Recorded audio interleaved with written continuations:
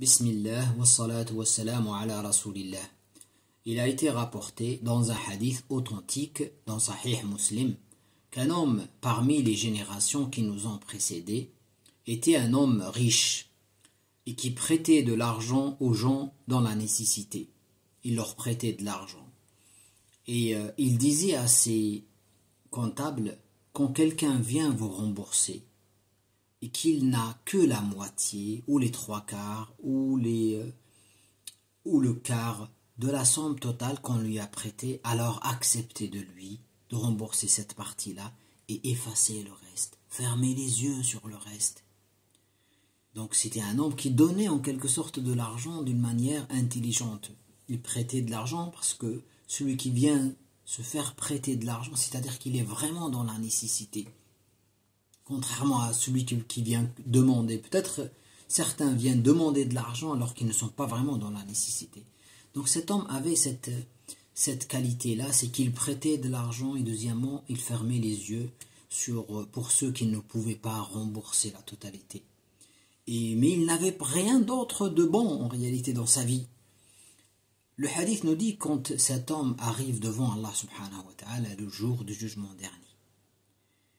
Allah lui pose la question, qu'est-ce que tu faisais comme bien? Et l'homme dit, je ne faisais pas grand chose, mais voilà, je faisais ça, ça, ça. Mais Allah sait déjà. Allah ordonne à ses anges de l'amener au paradis.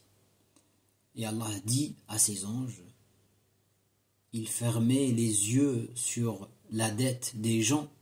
Nous sommes plus à même de fermer les yeux sur ce qu'ils faisaient comme péché. Il pardonnait, il mérite notre pardon. Voilà un hadith magnifique qui nous incite d'abord à prêter quand on a de l'argent et quand on peut prêter pour des gens qui méritent et qui demandent un prêt, qui ne demandent pas de la sadaqa, mais ils demandent un prêt parce que le prêt peut les aider. Donc prêter de l'argent gracieusement sans demander d'intérêt, sans demander de service.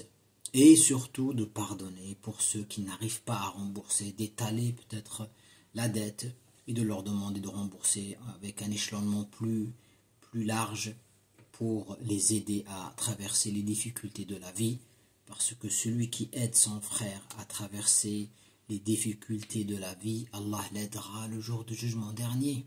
Allah lui facilitera son passage devant lui le jour du jugement dernier, comme il l'a fait pour cet homme qui ne faisait pas beaucoup de bien.